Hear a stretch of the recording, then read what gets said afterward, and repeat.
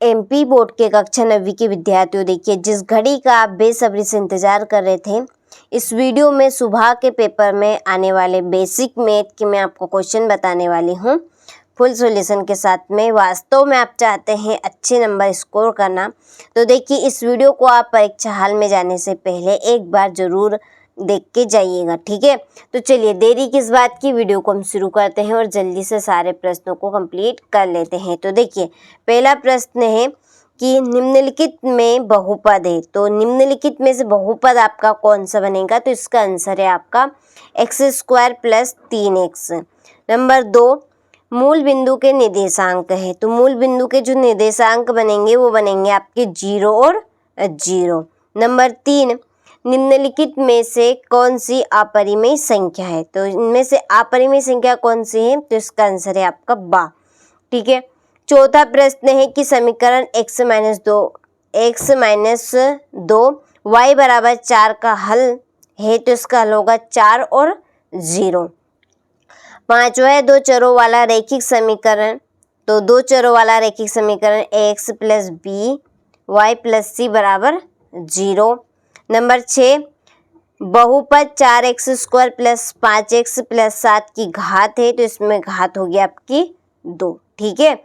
चलिए तो ये आपके इस तरह से सही विकल्प हुए। अच्छे से कंप्लीट करें, परीक्षा हॉल में जाने से पहले एक बार जरूर इनको पढ़ें। चलिए क्वेश्चन नंबर 2 में है रिक्त स्थानों की पूर्ति कीजिए। पहला, बिंदु 7 - 6 की कोटि है, तो इसमें कोटि रहेगी -6 और आगे वाली जो संख्या है वो भुज की संख्या रहेगी और पीछे वाली संख्या कोटि रहेगी, ठीक है। तो इसलिए इसका आंसर क्या है, -6। सबसे छोटी प्राकृत संख्या, सबसे छोटी प्राकृत संख्या रहेगी आपकी 1। तीसरा है यदि 3x = 24 तब x का मान होगा, तो x का मान हम 3 को बटे में ले आएंगे, 3 × 8 = 24 यानी कि 8 आंसर आएगा। चौथा है बहुपद x³ - x² + 1 में x का गुणांक पूछा है। अब x तो है नहीं इसमें, अब नहीं है, उस कंडीशन में क्या बनेगा, 0, ठीक है, इसका आंसर 0 रहेगा। पांचवा है यदि ax + b + c = 0 है, तो a³ + b³ + c³ खाली स्थान है, तो इसका आंसर है आपका 3abc। छठा है n = 0 का समीकरण है, तो ये किसका समीकरण है, तो ये है आपका y अक्ष का। चलिए तो यहाँ से आप स्क्रीनशॉट ले लीजिए, एक शब्द या एक वाक्य में उत्तर लिखिए, ठीक है। पहला है 2 की घात 4 का मान होगा, ठीक है। 2 की घात 4, यहाँ पे जो 4 है वो आपका दर्शा रहा है कि ये 2 कितनी बार है, तो 2 कितनी बार है, 4 बार है। अब हम 2 को 4 बार लिखेंगे तो कितना आएगा, 4 बार हम गुना करेंगे 2 का, तो देखिए यहाँ पर लिख लेती हूँ मैं, 2 × 2 × 2 × 2 हो गया 4 बार।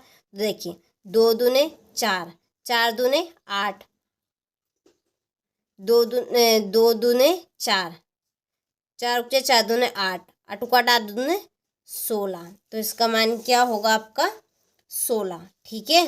कितना होगा, 16।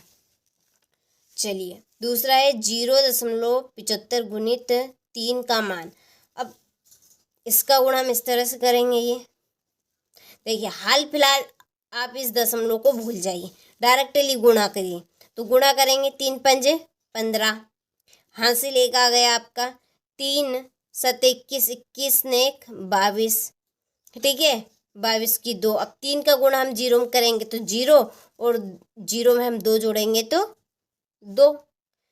अब यहाँ पे देखिए कितने अंक बाद दशमलव लगी है, 1 और 2, तो हम भी क्या करेंगे, 1 2 अंक के बाद में दशमलव लगा देंगे, ठीक है। तो ये आपका यहाँ पर होगा 2.25, तो इसका नाम मान क्या होगा, 2.25, ठीक है। चलिए तीसरा है कि 3 पदों वाले बहुपद को क्या कहते हैं। 3 पदों वाले बहुपद को हम क्या कहेंगे, त्रिपद, ठीक है, त्रिपद। और 2 पद वाले बहुपद को द्विपद, और 1 पद वाले बहुपद को रैखिक बहुपद, ये एक पदी बहुपद। चलिए चौथा है आयत के परिमाप का सूत्र लिखिए। तो आयत के परिमाप का सूत्र है 2 ब्रैकेट में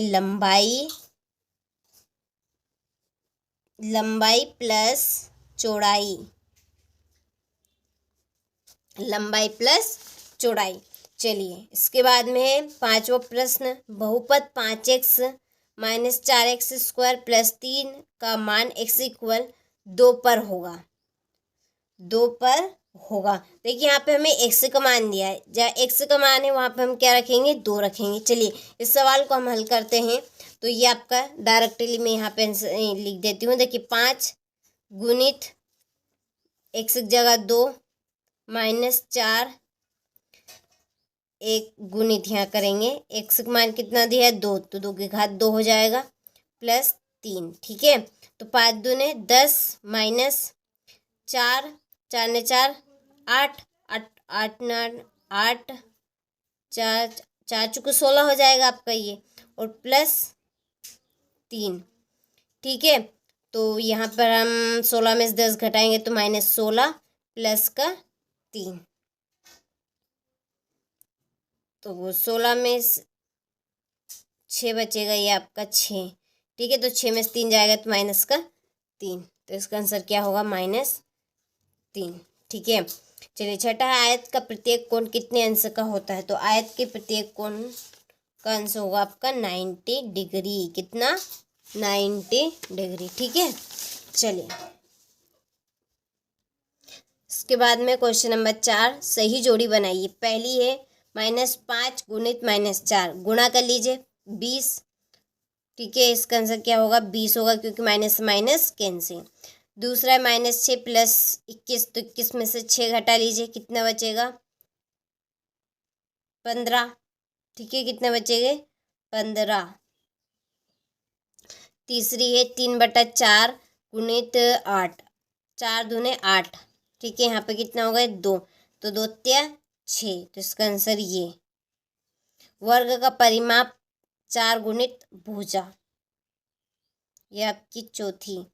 0.1, 0.1 1/10, और -5 गुणित 4, 5 को 20, किसका, माइनस का, क्योंकि यहाँ पे माइनस चिन्ह लगा है। तो ये आपकी आएगी छठी जोड़ी। ठीक है, इसी के सामने है। इसके बाद में सत्य सत्य, पहला है सत्य सत्य, बहुपद 2x प्लस 5 का शून्यक -2 है, -5 है, तो ये आपका असत्य है, क्योंकि हम बराबर के उधर 0 लगाएंगे तो ये तो माइनस का है, लेकिन 2 भी बटे में जाएगा आपका, तो ये आपका असत्य है। ठीक है, दूसरा √5 + 2 एक परिमेय संख्या, बिल्कुल नहीं है, ये आपकी अपरिमेय संख्या है। कैसी है, अपरिमेय। तो जो संख्या आपकी अंडर रूट में रहेगी, यानी कि करनी में रहेगी, वो सारी संख्या है, वो क्या होगी, आपकी अपरिमेय संख्या। तो ये भी आपका सत्य है। तीसरा है 1/4 का प्रतिशत रूप 25% है, तो बिल्कुल सत्य है, ये इसका प्रतिशत रूप रहेगा। संख्या रेखा पर -50 और -51 के दाएं ओर स्थित है। चौथा आपका यहाँ पे असत्य है, क्योंकि ये बाईं ओर स्थित होगा। पांचवा है 1.89 - 58 का मान होगा बराबर -56.1, बिल्कुल सही है, घटा के देख लीजिएगा। चलिए छठा है x - y x + y, तो इसका सूत्र बनेगा आपका x² - y², बिल्कुल राइट है ये भी, तो आपको सत्य लिखना है। ठीक है, चलिए हो गया। इसके बाद में 2 नंबर वाले ये आपके प्रश्न है। यहाँ पे देखिए 6314 में संख्या 7 के स्थानीय व अंकित मानों का अंतर क्या है। संख्या 7245 को प्रसारित रूप लिखिए। संख्या 5, 8, 9 और 8 का क्या होगा। 360 को 6.7 के अनुपात में बांटिए। यहाँ से आप बाकी के प्रश्नों का स्क्रीनशॉट लें। ठीक है, हो गया। यहाँ से ये आपका 13वां, 14वां क्वेश्चन, 15वां। और इस प्रश्न पत्र की यदि आप PDF लेना चाहते हैं तो डिस्क्रिप्शन में नंबर दिए गए हैं, आप उन नंबर पर कॉल करिए, या आप चैनल पे जाएंगे तो पिक्चर आर्ट पे आपको एक नंबर दिखेंगे, आप उन नंबर पे कॉल कर लीजिए, आपको पूरी इन्फॉर्मेशन मिल जाएगी। ठीक है, तो ये हमने 1 सितंबर के लिए स्टैंडर्ड मैथ वालों के लिए एक प्रश्न पत्र सोल्व किया है, फुल सोल्यूशन।